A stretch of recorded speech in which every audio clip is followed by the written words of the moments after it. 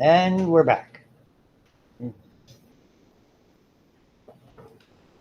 Okie dokie. So where it begins. This is the nugget with the resting membrane potential and a couple of animations. And it's really the distinction between end plate potentials and the sort of partial potentials that we see in the nervous system. So, no, I'm not. They can see it online here. Why do you need to see it? Everybody's giving me a hard time. Oh, You're doing great. It's just Monday. I know it is. I gotta stop drinking all that diet pop. We're not doing no electricity. Yeah, now we're busy. Okay, so this is I think we covered it. This is the idea. So we're going to look at leakage channels, which effectively create the resting membrane potential, not unlike the muscle, and the gated channels, which are significant. And we're going to see a mixture of different types of gated channels. Like in the ear, we're going to see mechanically gated channels, but here, chemically and voltage gated. So the neurotransmitter, and it depends on what it is, what exactly happens, whether it's a chemical that bonds, whether it's the rapid alteration of charge, or whether it is a physical, as they say, deformation that creates the problem. And now we'll start to look at that. So, and when those gated channels open, it is very, very rapid. Okay, that really accounts for the almost startling rapidity of this phenomenon that's there. And so I don't even care about that's physics, and we know I don't do physics, but it's just like we looked at it in the muscle, minus 70 millivolts. Cytoplasmic side more negative than the exterior, and therefore polarized.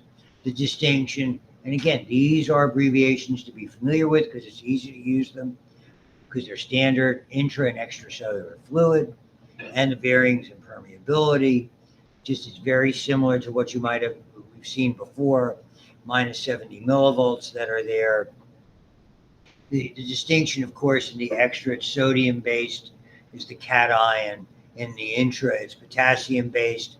Chloride offsets that globally because it's a neutral environment, as is the interior of the cell. But what balances out the positivity is the chloride in the exterior and the anionic nature of the proteins in the intracellular fluid. So it brings us to the first of these animations. Again, I'll check the sound and see how we're doing. 100 billion nerve cells called neurons. A neuron, like all cells, has negatively and positively charged ions in the fluids located both inside and outside. If you want to see if somebody wants to turn off the light, that's fine. However, the ionic composition of these two fluids is markedly different. The inner surface of the membrane is negatively charged, while the outer surface is positively charged. This unequal distribution of charge creates a voltage across the plasma membrane, known as the membrane potential. In a resting, unstimulated neuron, this membrane potential is known specifically as the resting membrane potential. The value of the resting membrane potential depends on two factors. The first is the presence of concentration gradients across the plasma membrane, especially those gradients for sodium and potassium ions. The second is the permeability of the plasma membrane to sodium and potassium. In the resting state, this permeability depends on the number of non-gated leak channels present in the membrane for these ions. The magnitude of the resting membrane potential, inside relative to outside, is measured in millivolts using a voltmeter and two electrodes. We'll now place both electrodes in the extracellular fluid. Note that the voltmeter records 0 voltage. This is because the unequal distribution of charge exists only across the plasma membrane. The intra and extracellular fluids are otherwise electrically neutral. However, When we insert one of the electrodes into the intracellular fluid, a voltage is recorded. The value of the resting membrane potential varies, but on average it is minus 70 millivolts. We done? We're done. Okay, so that's the idea of the resting membrane potential and the distinction between them. And it has a lot to do with the abundance, again, of potassium leak channels, more so than sodium leak channels. So obviously, this is just like we looked at initially with the cell. So there's less permeability, much more so with sodium. Normally it would be greater. The sodium comes back in because of effectively now you've increased the negativity. Remember, originally it's about minus 90, comes down to minus 70, etc. Not a whole lot. So there's nothing, and constantly in nerve and muscle cells, particularly when they're active, the sodium potassium pumps with that 3-to-2 relationship. Once again, pumping out 3 sodiums, pumping it back in 2 potassiums. And they go through it, as you can see here, step by step, which we shall not. Okay. So here's the distinction. Rather than end plate potentials, we have graded potentials. Okay. So they change when there's changes in concentration, changes in permeability. And so graded potentials, just like an end plate potential, short distances from the site of the stimulus, from the nerve itself, from the receptive portion of the nerve, where action potentials travel sufficiently to reach, by definition, voltage-gated membrane channels and creates a rapid chain reaction of rapid inflow of sodium, rapid outflow of potassium, repeat, repeat, repeat. Okay? And that's basically how signals are conducted. So when we look at these graded potentials, they can either be depolarizations, decreasing the membrane potential, moving it more positive or less negative, okay, making it more likely to fire, versus hyperpolarization, opposite, making it more negative, less positive, less likely to fire. So, and that's all it is, and it's just a summation of them, as I explained before, anatomically, the multipolar nerve, you're getting multiple inputs. Fire, don't fire, yes, fire if it does this, that type of thing that occurs. So they're subtle.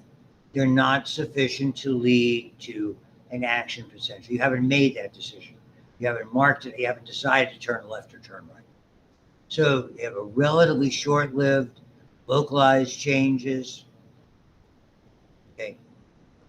And it just depends what kind of signal, what kind of neurotransmitter, what's happening.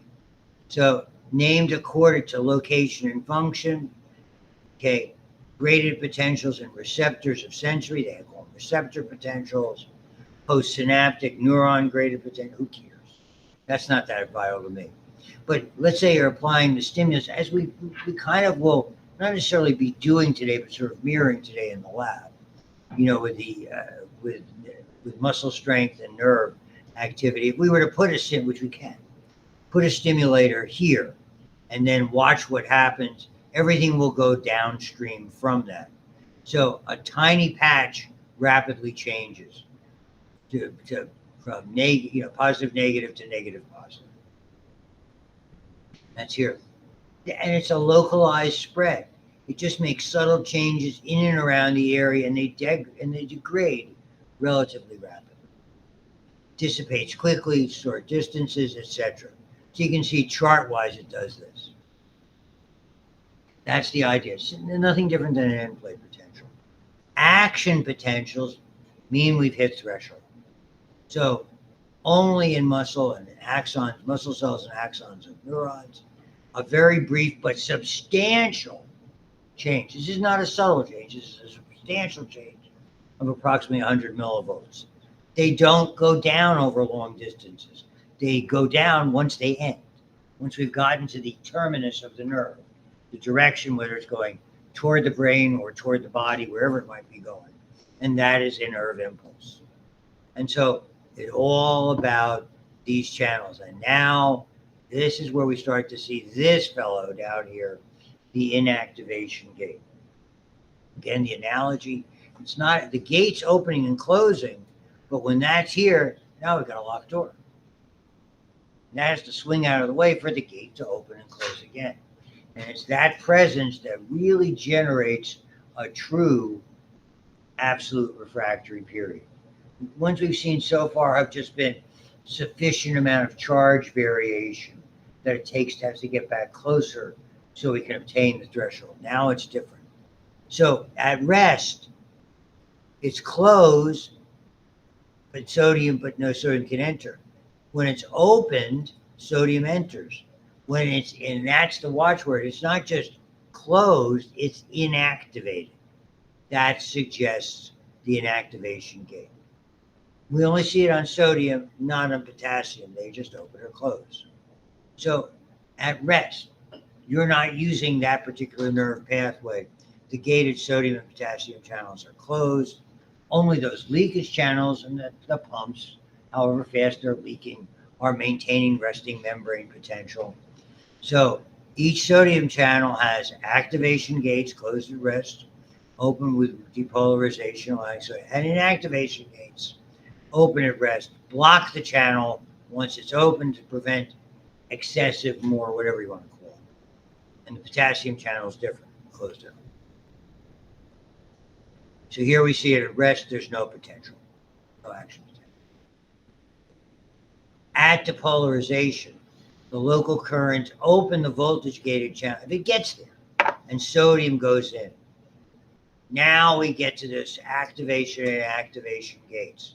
The influx accelerates the process, okay, and it reaches whatever threshold is.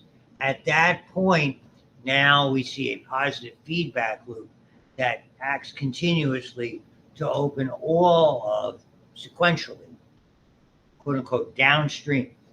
So if you stimulate the nerve here, it's not you might have a sensation that something is happening up here, but the nerve itself is firing down here.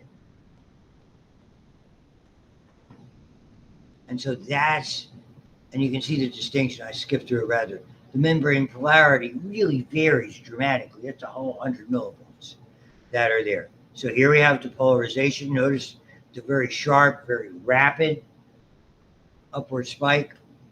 And same too. And again, you're going to see the distinction down the road in the lab. Next thing that we do in lab, we're going to start to use the cardiovascular unit. You're going to start to see plateaus in the heart because it's designed as a muscle for more sustained activity. Your heart has a more sustained period of contraction to satisfactorily eject all the blood. And what happens as the sodium channels begin to slow down, the inactivation gates close. Okay, it stops rising. And the next on the list, because now that shock wave of rapid positive to negative, now negative to positive, have flipped. And now we have the potassium gates open and creating repolarization very, very rapidly, as you can see. Notice that's not closed, it's inactivated. Inevitably, we see a little overshoot, okay, of the hyperpolarization. This creates somewhat of a longer, not an absolute refractory period, but what's called a relative refractory period, meaning that you would need a slightly larger stimulus than normal to reach threshold.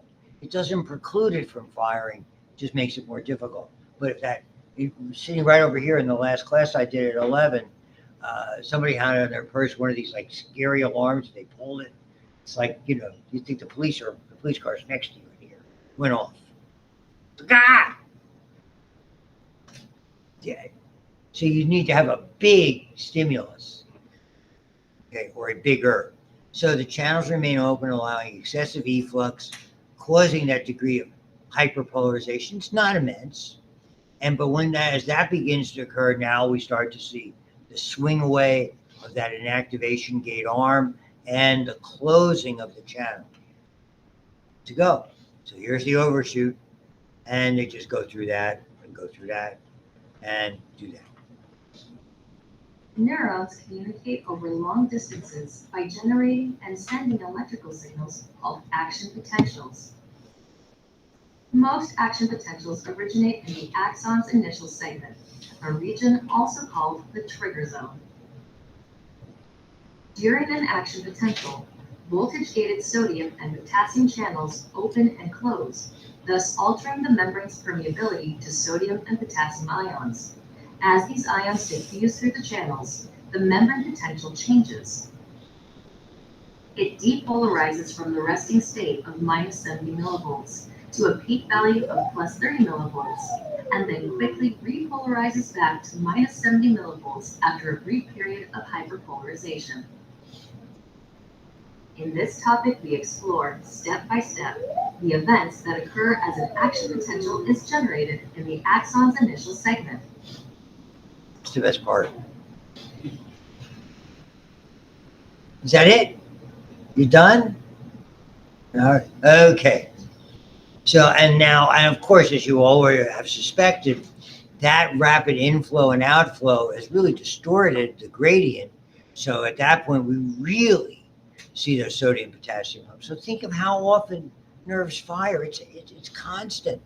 So all that energy being utilized is why we generate and regenerate so much ATP over time. I'm just showing you the pump. So it has to have threshold. It has to effectively change by 15 to 20 millivolts. And then all of the events occur. Okay. And it's very much less so in muscle. Okay. In neuromuscular junction, you might get some response that doesn't necessarily trigger motion. In a nerve, when it's an action potential, it's all or none phenomenon. Very, very much so. And at that point, it propagates. That's that wave form that you would do as it ripples through. So down the entire axon, and because the gates, those inactivation gates, are behind the signal, so to speak, so it activates and then goes forward, and the next gate is inactivated. That accounts for the directionality. And it's only of the electrical impulse. Again, materials can flow in either direction, but they're on the interior. Understand, this is along the membrane. So it's both gates mates in one membrane area causes low currents, it causes openings. Blah, blah, blah, blah, blah. Self-propagating. Okay, it's a little different and they're going to show you this in myelinated versus non-myelinated, and it shows you why, and really the truth behind why. In the old days, we used to talk about this signal that was jumping. I used to use the old original Nintendo Super Mario Brothers when he powered up, and you could hear.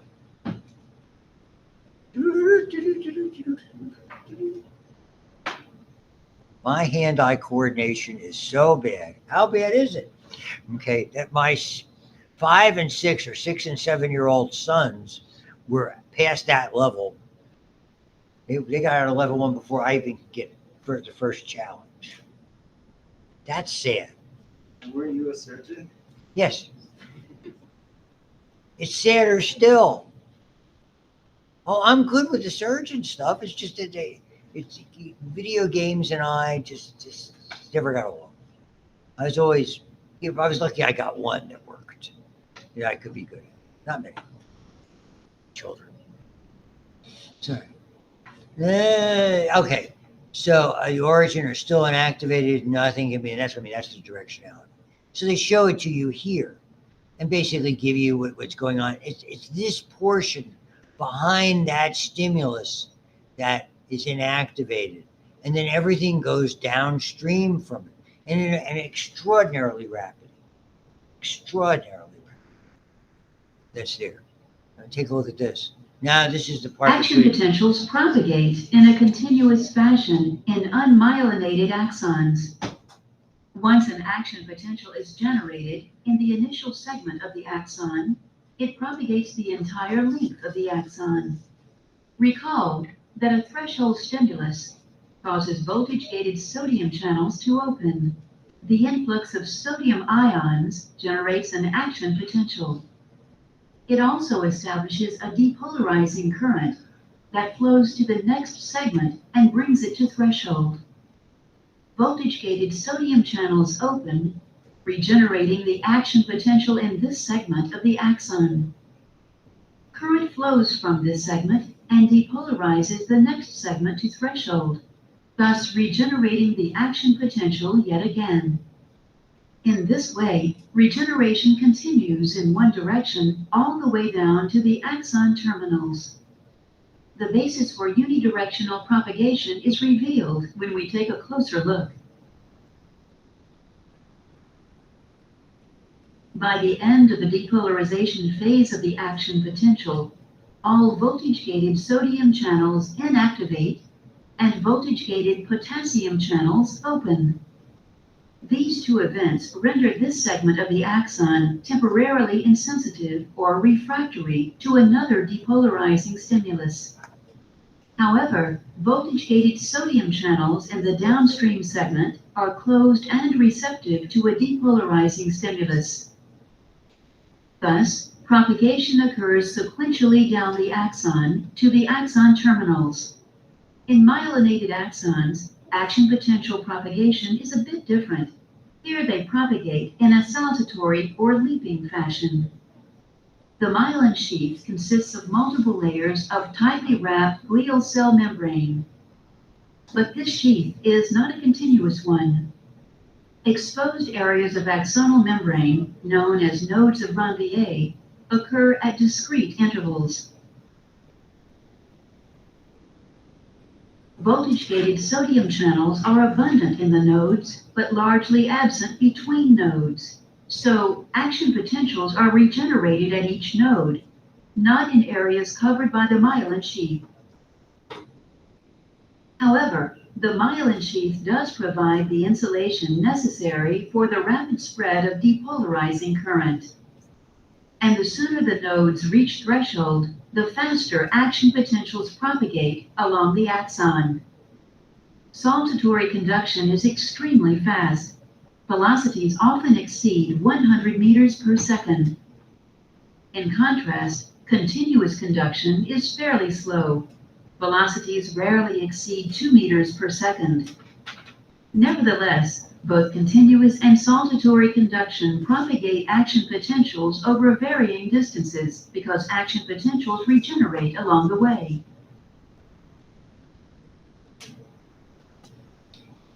Summary: propagation of an action potential. Once generated, the action potential propagates the entire length of the axon without decrement. I mean, it is valuable. Years ago, we would teach that it jumped from node to node.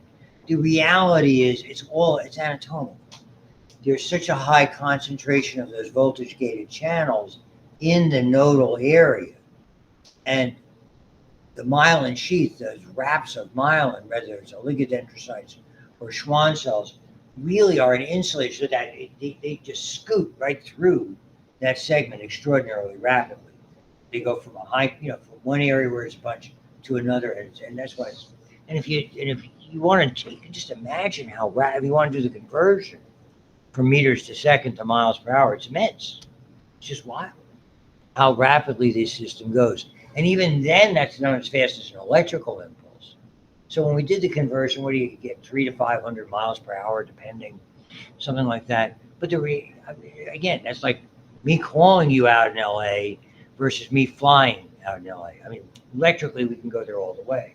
That's where the neuromuscular junction, that's where the role of the release of chemical agents and neurotransmitters at the synapse control the speed of the responses. Some are faster than others. Yes, I was just telling Dr. Hilwig, I said, yeah, my son texted me Wednesday from Spain, where I guess because the Navy has a base there. I'm sure he got out. They got a chance to run around for a couple of days there, get off the ship. Of course, I'm getting it's a real time text. We're talking about whatever game we're watching. Moving on. So, and there's lots of different codings, and this is the idea. An action potential is an action potential.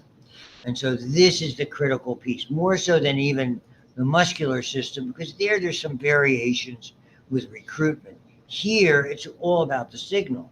And since the signals are identical, frequency very, very much equals amplitude. Soft is slow frequency. Loud is rapid frequencies. That's how it changes. Okay. So it's, and hearing is a little bit more complex than I can explain easily. Then it deals with specific frequencies and specific,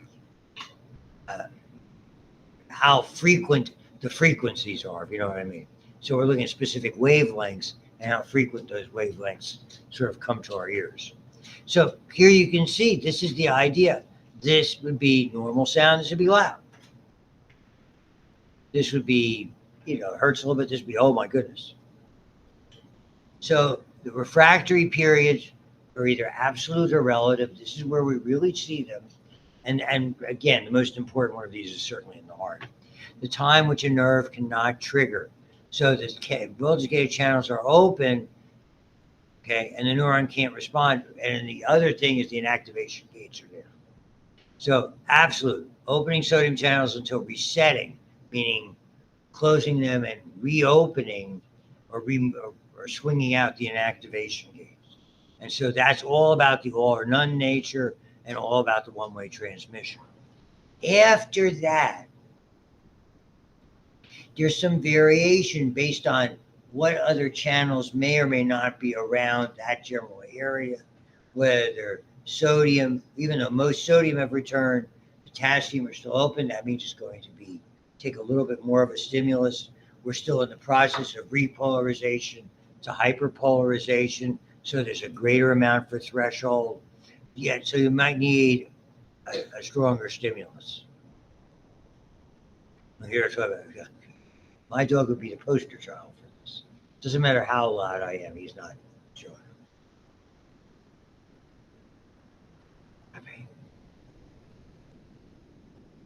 He thinks it's fun. We got to go out. Then I got to chase him around the house. I want to go out, but we're going to have fun before you can catch me. Terrible dog. Demand a puppy recap. Moving on. So here you can see it takes maybe at least halfway down if you want to look at it just from this graphic. And again, it's only a matter of a millisecond because nerves can fire extraordinarily rapidly. In skeletal muscles, this is probably in that 5 to 10 millisecond. In the heart, it's about a quarter of a second. So there's a lot of variation as to the functionality of it, and the rest is pretty straightforward. So we look at the conduction velocities themselves that are there. It's based on how thick the nerve is, because the thicker the bundles of axon, less resistant, faster impulse, and how myelinated. And again, most nerves start they're myelinated almost right away when they begin to branch toward their terminus. Little muscles going into the little muscles of your hands and your feet, or tiny structures on the interior, then they become non-myelinated for the most part. And yet, surgically, you can see the distinction. And so continuous conduction versus saltatory. Saltatory, again, is only in the myelinated, again, the whole stuff. Sheath gaps or nodes of Ranvier. And it appears to jump is a better way to express it than jumps. Same thing. So, little things. MS. We'll talk about MS more than once. This is it's perceived to be an autoimmune disease, and I think that's the general feeling. There's a pretty high statistical association with certain type of human herpes 6 levels that may be playing a role, why they think that, as well as just the general appearance of it, and the fact that immunosuppressants tend to work. You see, it's another one of these autoimmune diseases where it's all over the spectrum. You get people who have the diagnosis, doesn't affect them at all, and other people, they're going to die. That's it. So it destroys the sheath, And obviously that slows down. It can be both central, particularly, sometimes peripheral. Okay. And the increased sodium channels causing cycles of relapse and remission. Okay. So there's a lot of alterations. It's changing the structure and the channels as well.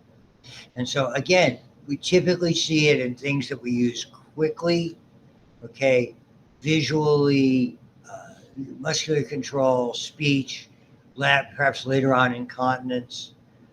Again, it's mostly immunosuppressive or immunomodifying drugs. Like I said, I take one, but it's for a different purpose.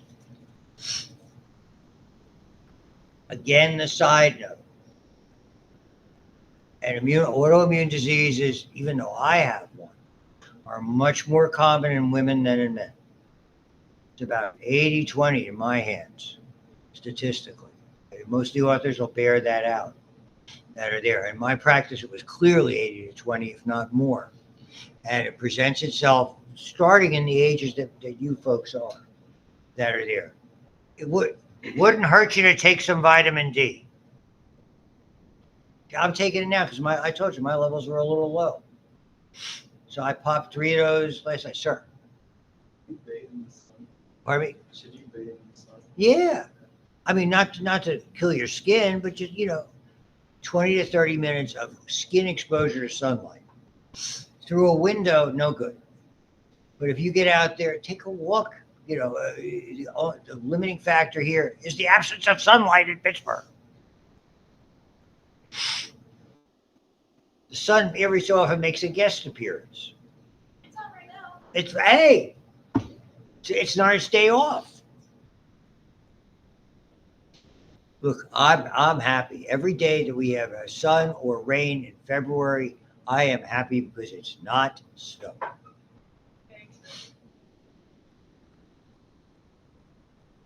So I'm taking they're these tiny little gel things. The only problem with fat soluble vitamins, if you have clotting related problems, different. They group these differently. To me, it's not a big deal. The tip is sciatic nerve, group A fibers.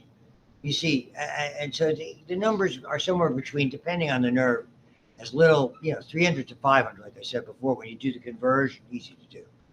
Group B, a little bit slower. Group C, really terminal nerves going into small structures, very slow. So we see them in organs, much more so because you're making slow, gradual changes, not rapid changes when it comes to that for the most part. So a lot of people like to know this is, you'll have a ton of exposure to local anesthetics. I used 90% of my procedures were local and sedation. I didn't do that many under general. They didn't lend themselves to. Extremities lend themselves to local very nicely. Dental procedures, obviously. They block voltage-gated sodium channels. So they work. And they could, depending on the agent that you use, they can block it for long or short. Years ago, everybody got, I got Novocaine. Novocaine works. Interestingly, they're derived from the parent compound of cocaine. And Novocaine is an ester linkage. It breaks down, called Procaine. It breaks down very rapidly. The amide linkage is what we tend to use more now. So we use agents that typically there are different variations. Bupivacaine is marcaine, lidocaine. Those are amides. So they take longer because that's why the dentist always had to inject with little bits of epinephrine because it would cause the blood vessels to. The dentists do that all the time because there's a lot of inherently it's hard to control the bleeding. It's a little different because we use tourniquets. We didn't have to use it too much unless we weren't using a tourniquet. So all that and all the other things, your foot falling asleep could be cold, but a lot of times it's just you're resting it on something, you're interrupting the blood supply. And that's done. I love that. Now we can introduce neurotransmitters. See, that wasn't that challenging, was it? No. This gets harder. Nobody likes you. Nor do I like you. Same to you, buddy. Here it comes. the synapse or synapse. I say synapse. You can say whatever you want. So it's all about the synapse, the juncture point, because that's where one nerve effectively is talking to each other or carrying on multiple conversations, anything that works for you. So it's either nerve to nerve or nerve to a muscle, an effector or gland. So the terms we use are, and you're going to see a lot, pre and post synaptic. The nerve that's transmitting the information, presynaptic, receiving it, postsynaptic, the area of that interaction, the synapse that is there. And you can see any type of a, and a lot of times they're both, because it's not just a 1 to 2 nerve. It's not a simple pathway like the corticospinal. Autonomics are a relatively simple pathway. Usually there's many more interneurons. And as you can see, there's a lot of people barging in on a conversation. The one we focus on is this, axodendritic.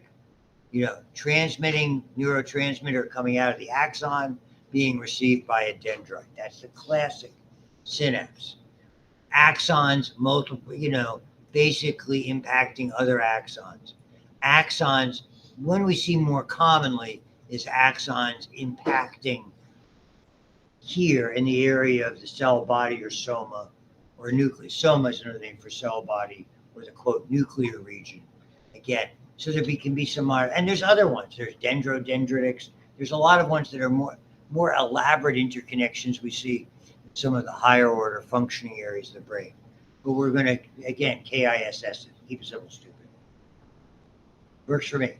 So we're going to look at this. So these, to me, these are modifiers. Hey, give them the message, but wait till they're in a good mood to tell them. Like that. And so you can see, and it's a wonderful micrograph that shows the intricacy, whether it's a synapse, whether it's going to the cell body. I mean, it's the real thing. So you can see all of those, axon to axon, dendrite to dendrite. I mean, all of that stuff. And they're either going to be chemical or electrical. Our focus point for this section will be chemical. Neurotransmitters. There's a bunch you have to remember and a bunch you have to remember a lot about, unfortunately. So, sorry. Oh, you already know acetylcholine. Now you're just going to get dopamine and epinephrine and norepinephrine and serotonin. What? Yeah, acetylcholine is a neuromuscular. Acetylcholine is the most abundant and unique in its construction. Dopamine, epinephrine, norepinephrine are all made from tyrosine. Remember your biochem, amino acids, tyrosine.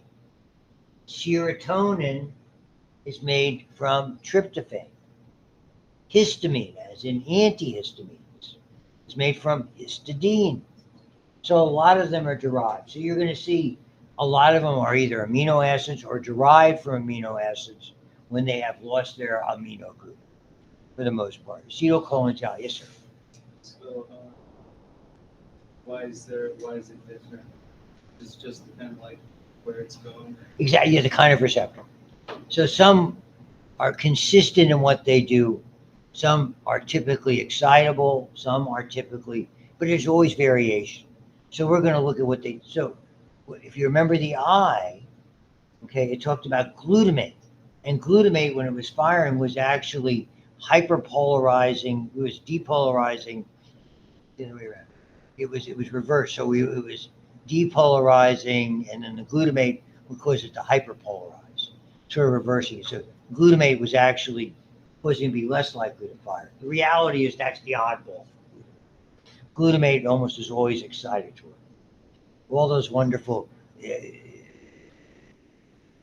aspartic acid and glutamic acid are typically more likely more likely depolarizers.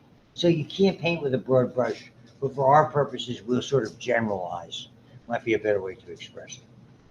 So typically composed of two parts: the axon terminus, synaptic vesicles where the stuff is, the receptor all along the postsynaptic neuron, typically dendrite could be cell body. And effectively, there's some kind of fluid within that particular, and it's a discrete, very, very small space. It's just like in neuromuscular, as small as you can possibly, molecularly small. Okay. So we go electrical to chemical and back to electrical. And that, again, is the rate determining step of how rapid. So directly from one to another, chemical, release, diffusion, bind. So there's variable factors, and there's a lot of specificity. So today, the one we play with the most from a psychotherapeutic standpoint, from agents for people with various psychiatric and psychological disturbances, is serotonin. Well, we specify, the medicines are specified as to different receptors. That's how the chemical modification goes. So it's very, very specific. I don't think any here is relevant. So 6 steps. Action, and you saw this before with the neuromuscular junction. No change. We have an action potential, voltage-gated calcium channels, just like the neuromuscular junction. Calcium flows in. Okay, what does it lead to? B snares and the T snares coming together and facilitates exocytosis. Same old, same old. So the calcium causes that synaptotagmin protein to react with the snare proteins. They snare, they exocytose. The higher the impulse, the more exocytosis. And the more product it spits out, the more sustained the impulses. It won't be, again, not one long impulse, but it'll just, because they reset so quickly, that's the frequency. So we're prolonging that. There's a lot of ways to prolong it. You can prolong it by this, what you're going to see, and for instance, of all the, like when we talk about serotonin, surely the broadest category are SSRIs.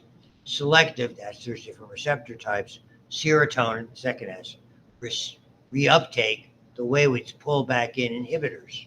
So if we inhibit reuptake of the molecule, not allowing it to be reabsorbed, which removes it from the synapse, what does it do? It stays there, and therefore you get this kind of effect.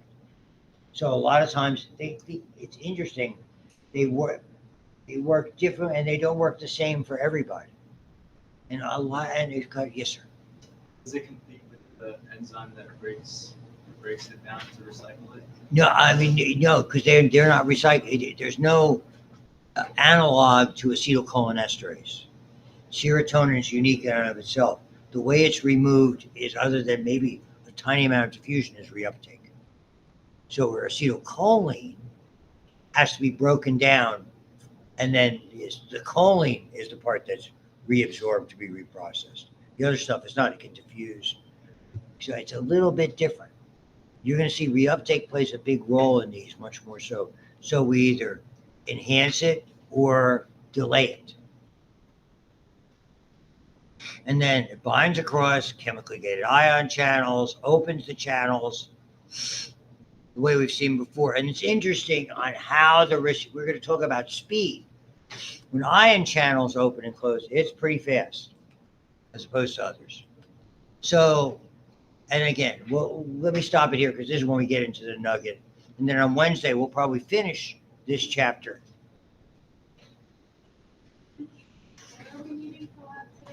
Downstairs, 141.